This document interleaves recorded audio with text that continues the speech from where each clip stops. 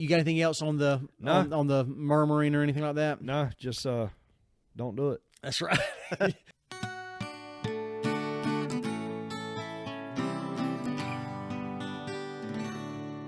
We are Saints in the South, your source for gospel growth and good times. All right, here we go. Welcome, everyone. Episode 115. Today it's just Andrew and myself, Jackson. So good to have y'all with us. Good to be here. Oh, yeah. So we are in Exodus chapters 14 through 17, and the title of it is Stand Still and See the Salvation of the Lord. So just going ahead and jumping in this thing. So the children of Israel, they have left Egypt. They've gone a different route, a route that would not be expected. They've gone through the wilderness, and they've traveled, and they've basically gotten to the Red Sea. And they've, and you've already had some of the children of Israel. They didn't leave. They didn't want to leave in the first place. Not all of them anyway. They were okay with kind of being in bondage and serving the Egyptians and so forth. And so they've left. They're at the Red Sea, and they end up seeing the Egyptian army. Pharaoh has hardened his heart again, right? And and actually some of the Egyptians themselves, they've said, "Hey, why did we let these people go?" Right? Yeah. I mean, they were our servants. They were building all of our buildings and towers and pyramids and all that stuff. So all our help's gone. Now they gotta be the ones to do the work, right? Yeah. I mean, so they're upset. That's getting right. Their people back. They want them back. Yeah. So I'm assuming they're going there to bring them back and not kill them. Probably a little bit of both. A little bit of both. Yeah. Yeah. A little bit of both. But then the Israelites with Moses. Right. The purple season. Oh, Red Sea. Yeah. No.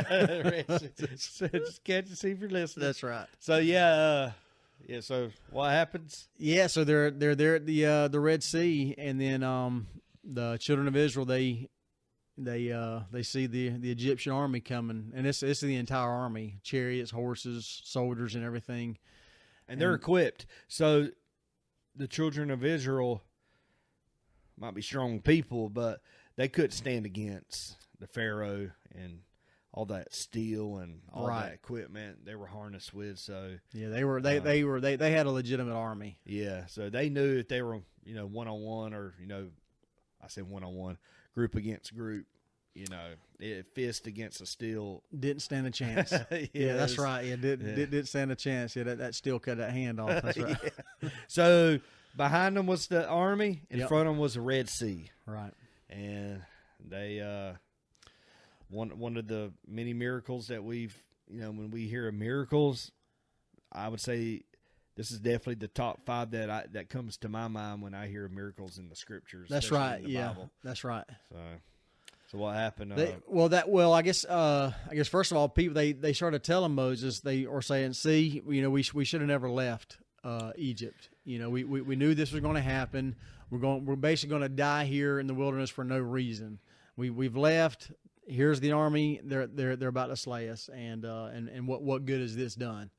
For us. Yeah. Was it worth? I mean, really? Was it worth all that? Yeah. And stuff. So they were valuing, and you hear it kind of talked about today as well. But they were valuing safety over freedom. Right? They would rather be safe.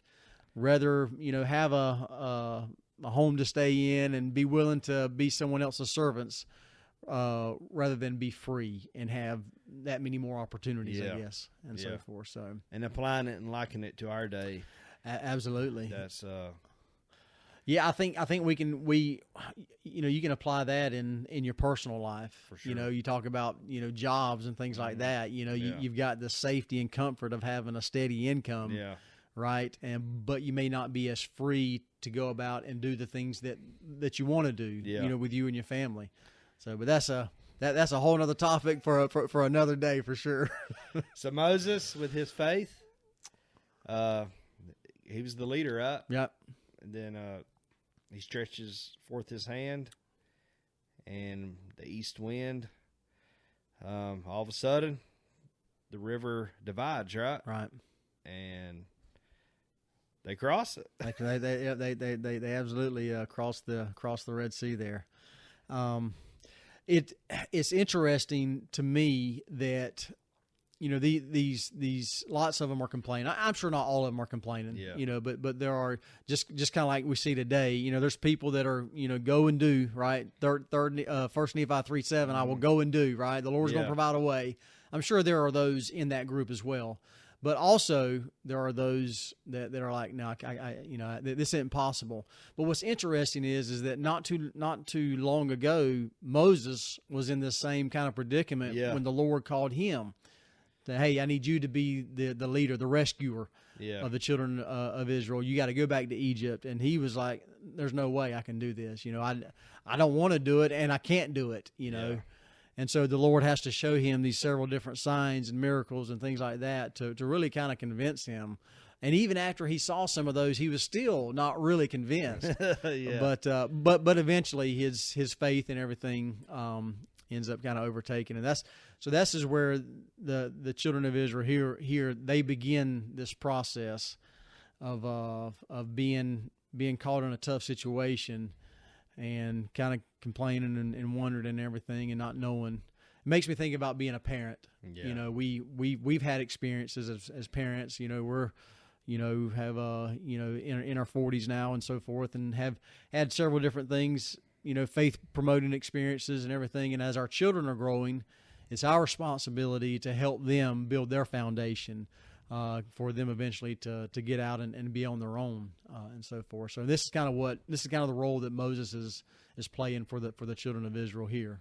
So. And I think we all have Red Seas that we have to part. We have our challenges, right? And I think it's up to us. Or when I say challenges, experiences that we encounter, and we could choose it. We could choose to make it be faith promoting for us, right, or not. You know, there's an old midrash, an old legend about Reuben and Shimon, who was two Israelites in this group that's been passed on to today. How there were two Israelites, and the Red Sea parted. Wham, bam, that's a miracle, right? But these two individuals chose not to look up and look ahead and look up to see this miracle. They continued to still complain and like, man, this look, there's mud on the ground, and man, there was mud back in Egypt. Why are we going through some mud again? You know, and but in reality, if they chose to have that faith and chose to follow Moses, who was trying to lead them out of bondage, if they would have just looked up and had that faith, they would have saw the waters divided, right, and would have saw their destination. You know, the end of the up ahead, forward, right? Looking forward, but instead they were just looking down, and looking at all muddy. Like, man, look at the ground, man. This is all muddy, man. Why we're going through mud again? You know, so. But, you know, in my life, I've been a Reuben. I've been a Shimon, this old midrash, this old legend that's been passed on. It could be easy to say, you know what, I got to do this. I would have been better off just to stay where I was at, you know. Right. Yeah, going through those, even though they were in the midst of a miracle taking place, they were still pointing out and picking out the negative part, or the hard part of that miracle. And that's, you know, sometimes miracles do require tough times, challenges, you know, for us to be able to see or recognize the miracle that has taken place. I bet all of us, I bet our listeners, I bet us in here, if we reflect, I bet we could reflect on some miracles and some Red Seas that's parted in our lives that we might have not noticed at that moment. But if we reflect back, you know what? The Lord did have his hand in this. Right. And if we just push along and have you know, Nephi's attitude, go and do, like you mentioned earlier. Right.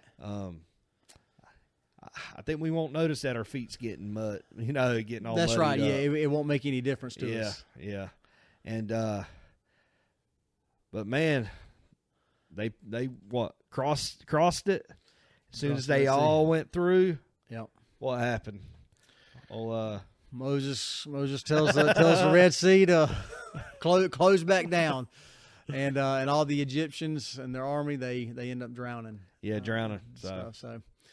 And reading in the Old Testament Institute manual, one of the some of the scholars that try and explain away these miracles and everything that take place, they mentioned that parts of the Red Sea, where you got high tide, low tide, and things like that, and there's kind of a marshy area or a swampy area of this particular part, and they think and suggest that the children of Israel crossed kind of at low tide this marshy area, and because they didn't have all the heavy chariots and horses and things like that, lots of equipment to carry, they didn't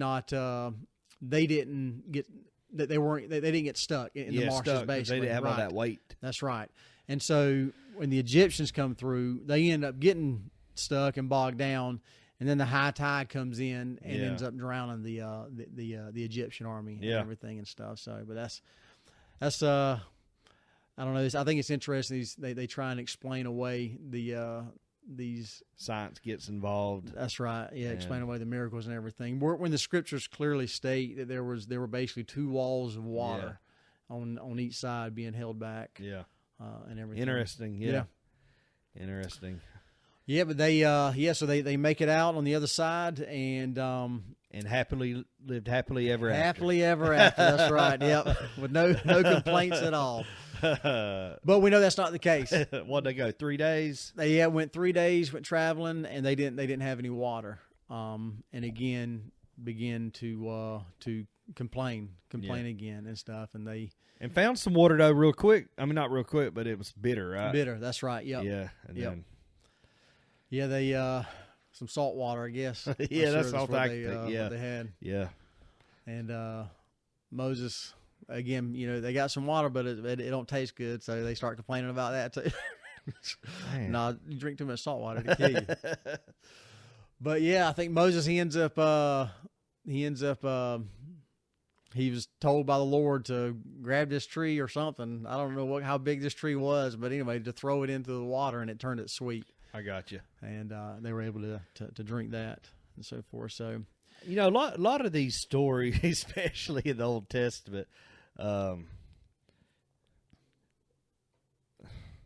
magic tricks or whatever, but they're definitely. I think it's obedience definitely plays a big part. Right. Obeying without even really knowing why. Right. That don't even make sense. But allowing the Lord to work in His mysterious ways, and then. But being obedient, like Moses did a lot of that stuff. And even later on, we hear of Nephi recorded in the Book of Mormon, Alma, different ones, but saying, be like unto Moses. Right. Moses had faith. He did move on, even though he questioned or struggled in the beginning. Yeah, struggle. But he still moved forward because that's right. It was the right thing to do. And be like unto Moses, have the faith like he did. That's right. Yeah, and I think that's a wonderful thing to take away.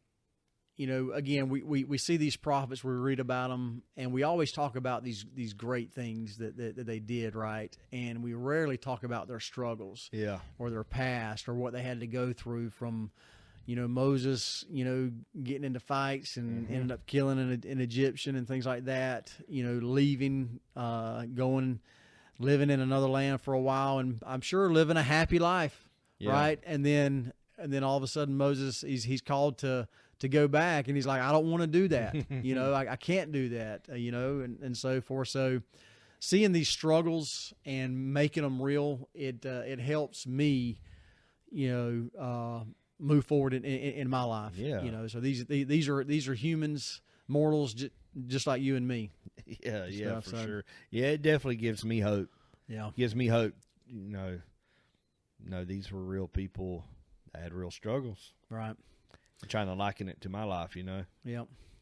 And basically we see this kind of through these few chapters here, this kind of repetitive theme of complain, and then the Lord provides. Yeah. Complain some more, and the Lord provides. It seems like that doesn't seem to be the right pattern, or the pattern that the Lord wants us, to have.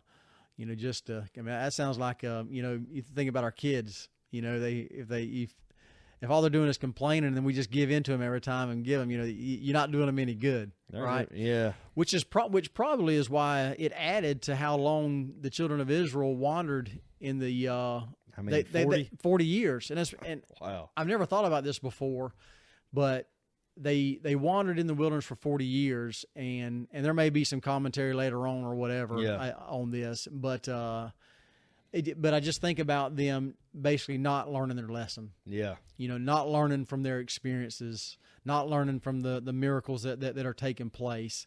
They're just kind of expecting the Lord to take care of everything, and when they're not happy, when there's a struggle, they complain. Yeah. So that and all that does is make for a spoiled people. Yeah, for sure. And children and stuff. So, and again, if you reflect back, I know, man, think about the times in your past. Was it really that big of a deal? Right. The times you did complain, right? You made it. Yeah, I'm sitting here. So again, if we liken it to today, of them complaining, is it really worth it? Is it worth going through that heartache and being negative? But yeah, anyways, they 40 years. 40 years. Well, since we're talking about the complaining, I'll go ahead and bring this up here. Okay. The murmuring and everything. Again, this comes from the Old Testament Institute Manual, and the verse specifically referenced here, Exodus 15, verse 24. So this verse contains the first of over 20 uses of the word murmur in its various forms in the record of Israel's wanderings. Murmuring seems to have been a dominant part of their natures and a root of some of the problems they faced. The word is used nearly the same number of times to describe the attitude of the rebellious members of the Lehi colony who traveled through the same general wilderness area after leaving Jerusalem. It says, murmuring is defined as a half-suppressed or muttered complaint. Instead of open expression of concern and criticism so a problem can be dealt with, it is behind-the-scenes grumbling. That problem was not unique to the Israelites or to Laman and Lemuel, and it is too often prevalent among Latter-day Saints today. In this manual here, Elder Marion G. Romney, he goes on and talks about basically it being a problem. It can be a problem. Rather than taking if we have an issue, if we have a concern, and I think.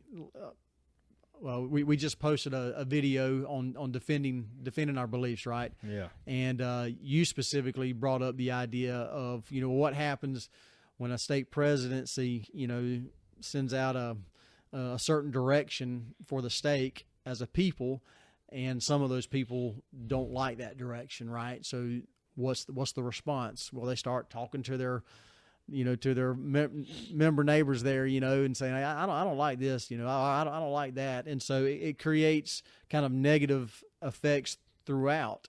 You think about ripples in water. You think about a rock, you throw it in there, and you're going to have ripple effects, right? Yeah. And so, we're always creating ripples in our life, and sometimes they're negative and sometimes they're positive. So it's up to us, what kind of ripple effect are we going to have? And in these instances here, rather than create negative ripples, go to the source. Whether it's Relief Society president, primary president, young women's president, young men's president, bishop, stake president, whoever is basically in charge or over that particular issue, rather than talk to other people about it and just complain, go to the source, deal with it directly, get it worked out with the help of the Lord, and then move forward. Yeah. Stuff. So. Makes you stronger. Yeah. Absolutely. It does. It could be a little awkward confrontation, something I don't like, and I know many don't like. Many do like it. I think so.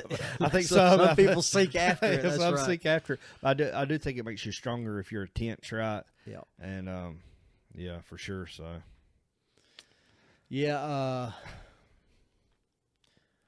You think about. I mean, it's basically Satan's cunning way to work wedges into a people that's trying to be united. Yeah. And trying to be one, or trying to be a Zion people. Yeah. And, because you can, I mean, we've mentioned it before, the Quorum of the 12 Apostles and their decision-making process. It's been talked about that they're not always 100% unanimous in the beginning. They all have differing opinions and different views, different world experiences that they all bring to the table, and so they see things differently. But with the help of the Lord, with humility, they find a resolution, and then they move forward. And so that's just an example for us. Yeah. So forth. So. But yeah, I mean, they have the manna. That's part of what part of the miracles there. They complain about being hungry. Lord gives them manna, and He sets out specific instructions and directions on how to gather the manna, how much to gather, when to gather it. To do it for the 6 days, and then you rest on the seventh.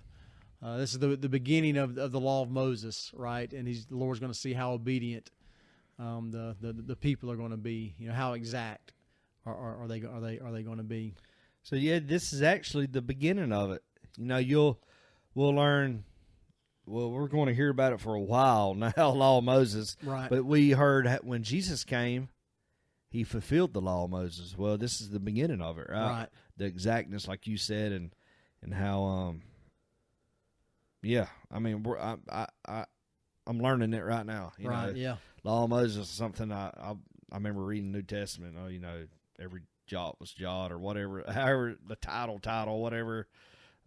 Just Jesus came to fulfill the law of Moses. You know what I mean? Right, exactly. So. Yeah, they, and we'll find that they end up kind of getting caught up in the letter of the law, right, versus the spirit of the law, which is really what Christ brought in. Yes. And everything and stuff. So, last, you got anything else on the on the murmuring or anything like that? No, just don't do it. That's right. if you got issues, go handle them directly. That's right. So the last part here, you've got they've been in the wilderness for 40 years, right? And Amalek, he's from another tribe, and actually a descendant of Esau. Okay. Is what they is what I read there in the student manual. So he ends up builds an army, and he ends up attacking the children of Israel and catches them off guard, and actually does it pretty dirty, pretty low. He attacks the weakest part of the they don't even, children of Israel don't even have an army really. Yeah. But he catches them off guard, starts killing them and slaying them and everything. Moses then instructs Joshua this is the introduction of Joshua. He instructs Joshua to build an army. And so Joshua does that. And then they go on the defense, or they, on the attack. And so the two armies are battling it out. Well, Moses goes to the top of a hill along with Aaron and Ur. And Moses, as he holds his hands up, Joshua's army is defeating Amalek's army. And then, but Moses, like all of us mortals, we get tired, right? Yeah. So his arms, I don't know, have you ever tried holding your arms up? You can't go long. Yes, you go. Eventually, you go get wore out. So, yeah. And he's standing for a while too. Yeah. So his arms drop, he gets tired, and then Amalek and his army begins to defeat Joshua's army. Wow. And so Aaron and Ur get a rock for Moses to be able to sit on, and then they stand on each side of him, and they hold his arms up for him. And as they do that, they supported him exactly. Joshua's army begins to take over, and they end up defeating Amalek's army. And so what we get out of that is you think about presidencies, right? There's a president and 2 counselors. And so that's really what this signifies or represents, because most in our service, most of the burden, the decision making, the final decisions, and so forth, that rests upon ultimately the president, right? But you've got the counselors there that can support the president and bearing those burdens and everything, and taking a lot of the load off of whether it's the bishop or Relief Society president and so forth. So I thought it was pretty cool. I know I've been involved in training before where this example like this has been used. And see, I've never I must have been asleep during some of my training, but I've never actually heard this analogy, which is definitely great. Right, gotcha. Aaron and her service counselors and all that weight or whatever. Moses getting tired. That's right. Aaron and her would just.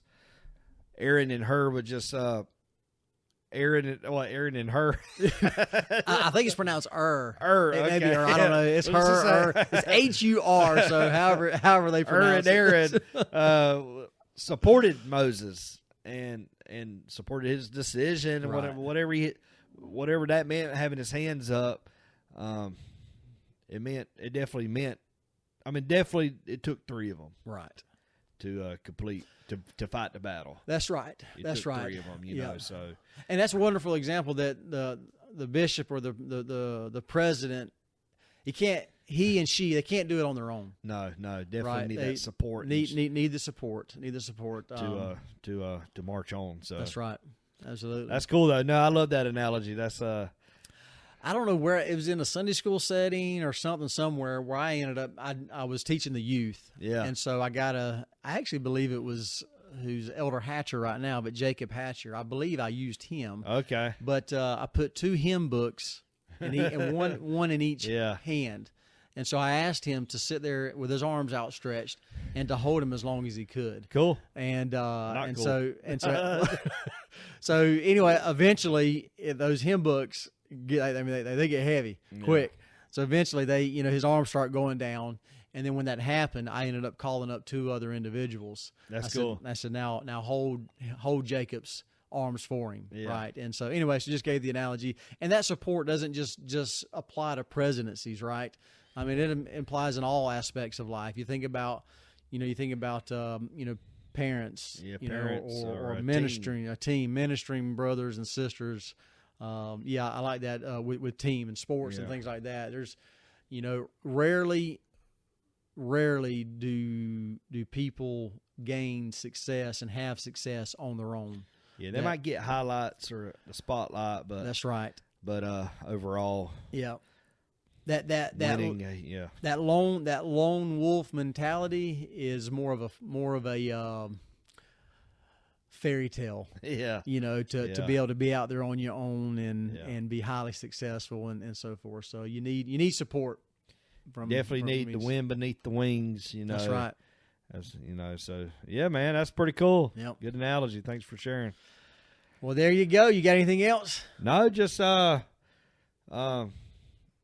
all gonna cross the Red Seas, yes. right? Yes. Yeah. Yep. I'm a strong believer that miracles happen a lot, if not daily. Miracles are happening, and we could choose to notice and acknowledge that, right. or we could just complain and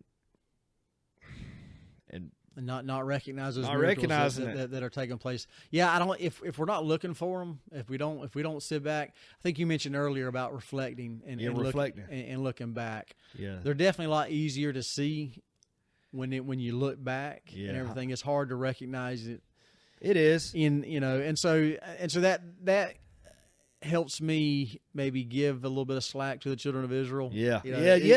So I mean, they feel like they're about to die, right? And stuff. So, but you know what, man? If we pray again, not the generic answers, but if we really just try to have faith, and I feel like we can recognize it a little easier. Yeah. Maybe not.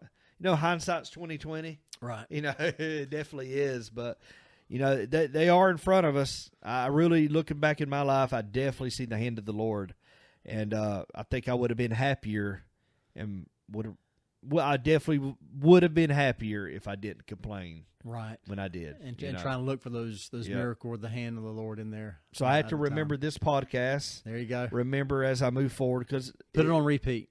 Yeah, that's right. Put it in your favorites. That's right. Go to my playlist, repeat it. That's right. Very good. Good stuff, man. All right. Well, until next time, y'all keep on striving. All right, everyone. Thank you so much for tuning in. If you would like to follow us on social media, you can do that through Instagram and Facebook at Saints in the South. A great place to join in the discussion would be our podcast group page on Facebook. You can also follow us on Twitter, Saints in the South, at 5 Southern Saints. And then, of course, on YouTube, hit the like button, notification bell. And if you're not already, be sure and subscribe. And then finally, you can check us out through our website, saintsinthesouth.com, where you can have access to all the podcast and YouTube videos. And then we would love for you to take the opportunity and leave us a review and rating. Thanks again for all of your support, and we will see you next time.